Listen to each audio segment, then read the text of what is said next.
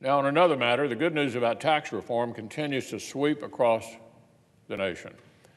But recently, as special bonuses, wage increases, and expanded employee benefits continue to make headlines, they've had to share the front page with a series of late winter storms. This prolonged cold weather can mean high heating costs for working families. Fortunately, tax reform has an answer for that as well. Ratepayers in many states are looking forward to smaller utility bills thanks to our country's new tax code. In my home state, the Public Service Commissioner announced early this week that Kentucky Utilities and Louisville Gas and Electric will be passing along savings to customers to the tune of a 6% decrease in monthly bills, a 6% decrease in monthly bills. That means real savings for middle-class families that I represent. We've heard a similar story from our neighbors over in Indiana. The Northern Indiana Public Service Company reports that thanks to tax reform, it will be able to pass $26 million in new savings on to its customers.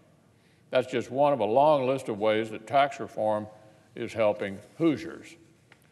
Pat Williams, who lives in southern Indiana, recently shared another tax reform success story with my friend, Senator Young. Pat's husband, Jim, works part-time in the U-Haul Service Center across the river in Louisville. He received a $500 tax reform bonus. And over in Converse, Indiana, tax reform enabled First Farmers Bank and Trust to raise its starting wage for hourly workers, guarantee a year-end bonus for all full-time employees, and announce a big investment in employee development and community programs. My friend, the junior senator from Indiana, knows the folks at First Farmers. In fact, he was so impressed by their proactive response to the new tax code that he invited them to the President's State of the Union back in January.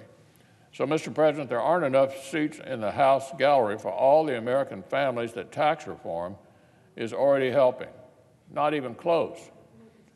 But if there were, I'd bet the working families and small businesses from Indiana would come with questions.